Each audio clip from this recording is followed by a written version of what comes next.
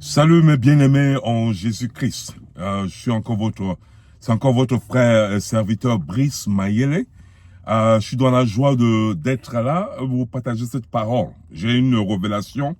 J'étais en train j'avais encore une série de messages précédents, sur le prix à payer. J'ai le troisième point.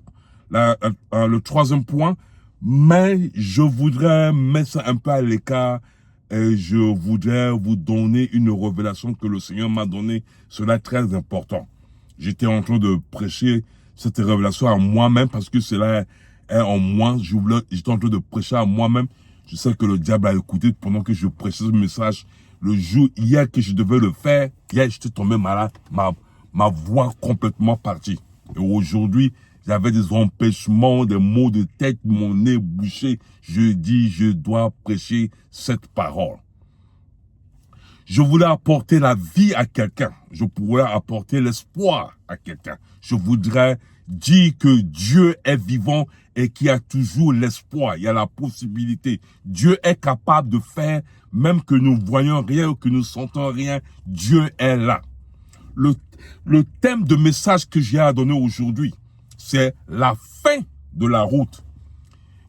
Peut-être certaines personnes peut-être troublées par ce thème, mais ce thème s'exprime par beaucoup plus il y a beaucoup plus d'idées pour ce genre de thème. Nous savons une chose que Dieu met fin à la route de certaines personnes. Nous voyons par exemple l'exemple de Saul, de Saül. Saül, Dieu a mis fin à sa route parce que il était désobéissant. Nous avons vu certaines personnes dans la Bible où Dieu a mis fin à leur vie. Nous voyons aussi, par exemple, un autre cas, le cas par exemple, de Paul. Paul était en train d'aller à Damascus et en route, Dieu a mis fin à sa vie. C'est-à-dire que Dieu s'est apparu et a complètement transformé sa vie. Alors, le message que je voulais donner, ce n'est pas pour cela. Je voulais aussi donner un autre cas où Dieu a mis fin à la route de certaines personnes. Il y avait 3 amis qui étaient en train d'aller à une fête. Ils devaient voyager au moins plus de 1000 et quelques kilomètres dans une situation vraiment très dangereuse. Et ils voulaient aller juste à une fête, aller danser, s'amuser. Ils étaient 3. Un avait au moins 9 enfants. Le deuxième avait peut-être 5 enfants et le troisième avait 2 enfants. Un était chrétien, l'autre n'était pas chrétien. Mais Dieu voulait absolument sauver leur vie. Il neigeait, il était au moins de 19 degrés Celsius. Il neigeait abondamment. Et sous la neige était de la glace. Et ses amis sont mis à voyager. Dieu voulait absolument mettre fin à leur vie. Alors, qu'est-ce qui s'est passé? Ils étaient allés à un endroit. Dieu savait que si ces gens continuaient un petit peu, ils allaient mourir. La première fois, Dieu a touché le devant de la voiture. Ils allaient vers le nord-est. La voiture, c'est-à-dire quitter le sud pour aller vers le nord-est. La voiture s'est retournée vers le sud. Ils ont tout fait pour ramener la voiture vers le nord-est. Ils ont conduit juste un petit peu. Dieu a touché encore la voiture. La voiture s'est retournée et a pris le sud. Ses amis là ils ont tout fait. Ils ont ramené la voiture sur le nord, enfin vers le nord-est. Et Dieu savait que s'il les laissait, ils allaient mourir parce que c'était dangereux. Et Dieu a préparé, a mis fin à leur route juste dans un petit ville, là où ils pouvaient se recueillir, là où ils pouvaient avoir du chauffage, ou enfin là où ils pouvaient se reposer, parce que si ses amis étaient complètement bloqués dans une brousse là où il n'y a personne, ils allaient mourir de froid. Et la troisième fois, quand ils ont voulu continuer, Dieu a touché cette voiture. Cette fois-ci, la voiture est rentrée dans une brousse sous des arbres là, au point qu'ils ne pouvaient même pas ramener la voiture en arrière. Et c'était la fin de leur route. Mais ça, c'est pas mon message. C'est juste donner une idée que deux fois, Dieu met fin à la route de certaines personnes. Ça, c'était juste une idée. Mais ce que je voulais dire que, comme je l'ai dit précédemment dans mon message, Il arrive de fois, Dieu nous délivre d'une situation. De fois, Dieu va avec nous dans une situation. Ou de fois, Dieu nous laisse aller nous-mêmes dans une situation. Mais quand nous arrivons à la fin de la route, voilà, c'est le message, c'est la révélation que le Seigneur m'a donnée et que je voulais bénir quelqu'un aujourd'hui. Mon frère, ma soeur, si Dieu t'a béni, garde ça, ne garde pas ce message pour toi. Tu peux encore développer, prêcher dans l'église, envoyer à tes amis, que le Seigneur vous bénisse à travers cette parole. La fin de la route, ça veut dire que voilà quelqu'un qui est en train de chanter. Tu as juste chanté, Dieu a répondu à ta prière. Tu as fait une prière de Dieu, une petite prière, Dieu a répondu à ta prière. Mais un autre jour, tu as prié, Dieu n'a pas répondu. Tu as encore prié, Dieu n'a pas répondu. Tu as prié et tu insistes, Dieu n'a pas répondu. Avant de continuer ce message, j'aimerais vous donner encore notre révélation. Quand Dieu est complètement, ou quand nous sommes complètement soumis à Dieu, quand il est Dieu, il est à ta droite, à ta gauche, devant toi, derrière toi, sur ta tête, sous tes pieds. Quand il est complètement comblé ta vie, Dieu maintenant commence à relâcher ses désirs en toi. C'est-à-dire, tu sens que tu désires quelque chose. Tu veux quelque chose. Alors que c'est Dieu qui relâche ces désirs-là en toi. Il veut que tu pries pour ces désirs-là pour que cela se manifeste. Il y a certains gens, de fois, ils prêtent attention. D'autres fois, certains ne prêtent pas attention. Deux fois, Dieu le relâche par désir. Deux fois, il le relâche juste par une pensée. Deux fois, il le relâche par une révélation ou par une prophétie. Mais deux fois, plus souvent, Dieu relâche par juste un désir. Tu sens que tu as besoin de quelque chose et tu ne sais pas comment faire. Et là, tu te mets à prier. Et quand tu pries, le Seigneur t'amène d'un point A à un point B. Et je voulais dire que quand tu arrives au point C, il y a une fin de route. Voilà le message que je veux donner aujourd'hui. C'est-à-dire que il y a certaines personnes, ils arrivent à la fin de la route et ne savent pas comment faire. Ils ont prié, ils ont jeûné. Et vous savez que quand Dieu répond à notre prière, quand nous jeûnons, quand nous sommes là, dans la force, là, en train de se battre, deux fois, nous prenons ce crédit à nous-mêmes que voilà que c'est parce que j'ai tellement prié que Dieu a répondu.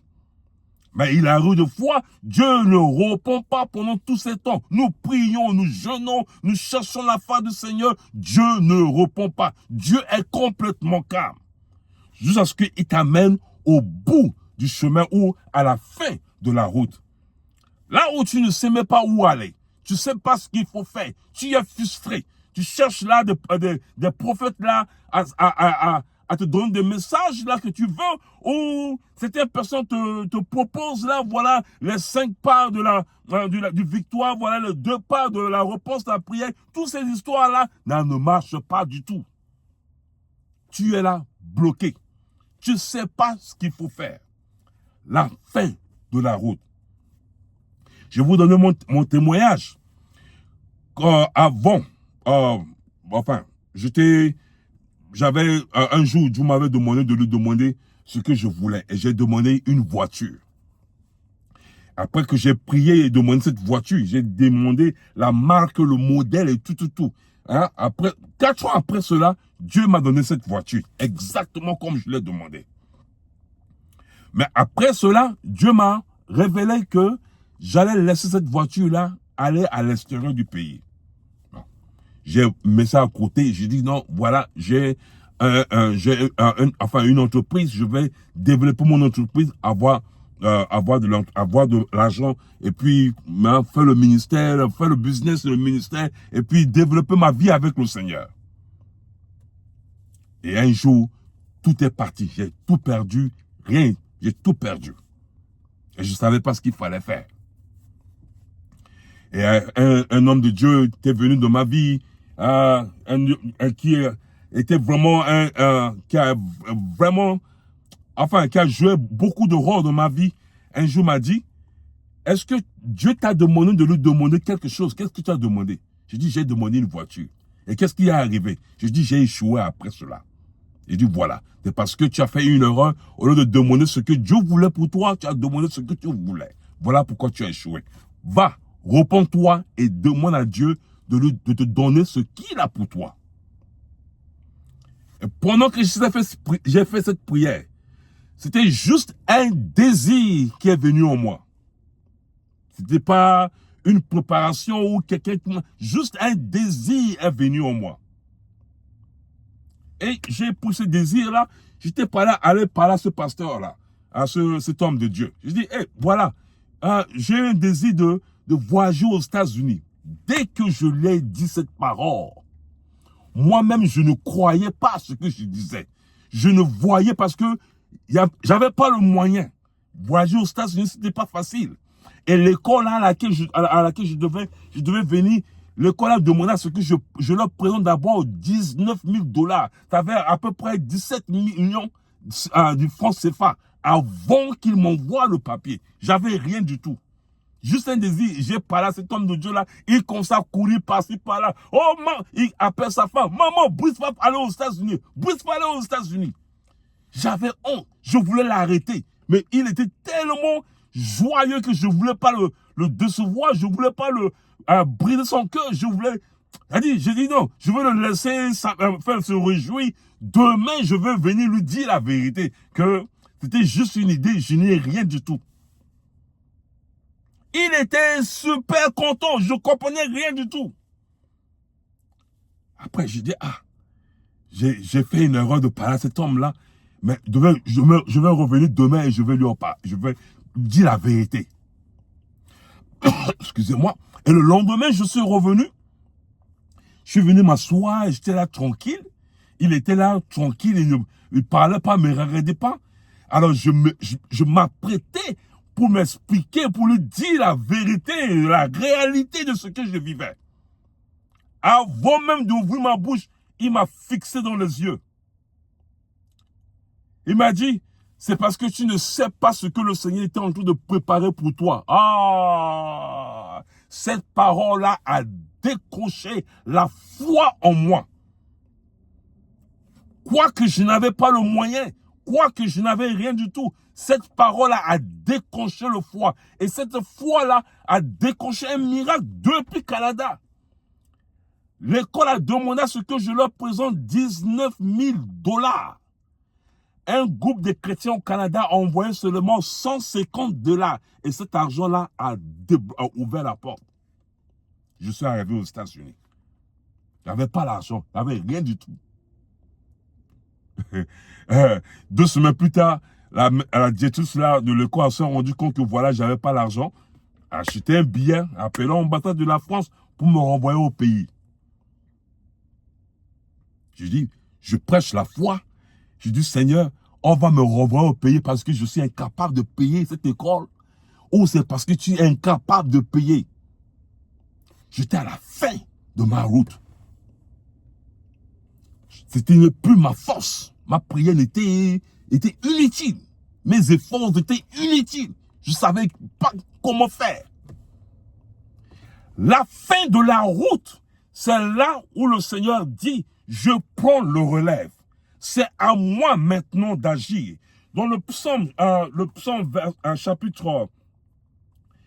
j'étais en train de tellement parler, je n'ai pas pu donner. Même dans le psaume chapitre 46, verset 11.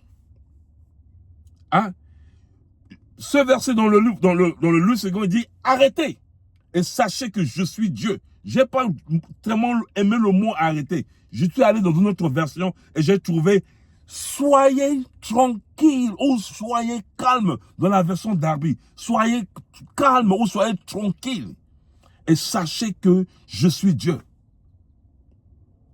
Nous cherchons, nous voulons absolument voir le résultat. Nous sommes arrivés à la fin de la route. Il n'y a pas moyen. C'est à Dieu maintenant de montrer ce qu'il est. Sois calme. C'est à moi maintenant d'agir. Et il y a beaucoup de chrétiens, beaucoup de gens perdent leur bénédiction quand ils sont arrivés à la fin de la route. Ils ne savent pas comment faire. Ils ne savent pas comment agir. il cherche par tous les moyens. Il court chez les prophètes par-ci, par-là pour chercher la voix de Dieu. Dieu est là. Sois calme et sache. Ça veut dire que vois comment Dieu va agir. Dieu a dit maintenant, c'est à mon tour. Je t'ai entendu. Tu as prié, tu as jeûné, tu as marché, tu as souffert. J'ai vu tout cela. Maintenant, c'est à moi de compléter le reste. Sois calme et sachez que je suis Dieu.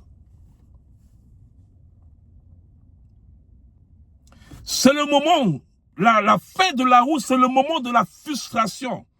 Nous sommes désespérés, nous voulons absolument voir un miracle. Et il n'y a pas de moyen. Sois calme. Et sachez que je suis Dieu. C'est le moment où il veut agir. C'est le moment où il veut que tu saches combien il est grand et combien il est capable. C'est le moment où il veut faire l'impossible. Il veut faire le difficile. Il veut faire ce que tu ne peux pas faire. Ce que tu ne peux pas imaginer. C'est le moment de Dieu. Il y a deux histoires. Juste pour en finir, je ne veux pas trop aller dans Genèse chapitre 22, verset 1 à 19. Et dans Marc chapitre 5, verset 21 à 43. Abraham a connu la fin de la route. Quand Dieu a dit, hé Abraham, prends ton fils et va dans l'endroit là où je vais te montrer et offre-le-moi.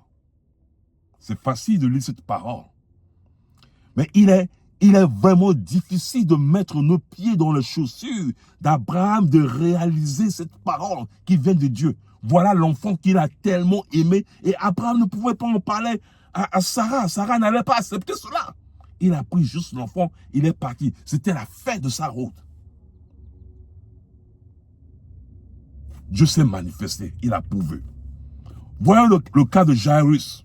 La fille de Jairus était juste malade. Elle n'était pas morte, elle était juste malade.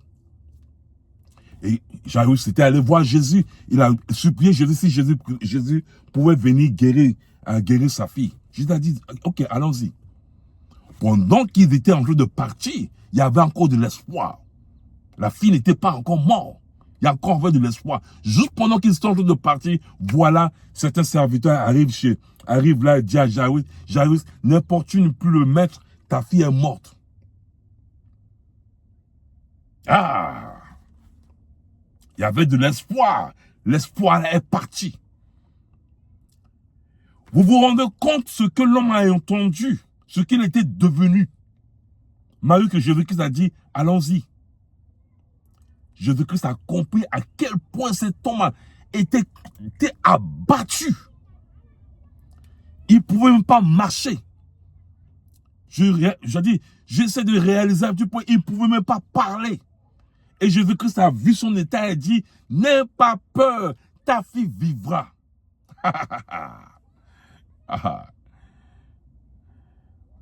La parole de Jésus pour Jairus, c'est la parole que je vous donne aujourd'hui. N'aie pas peur.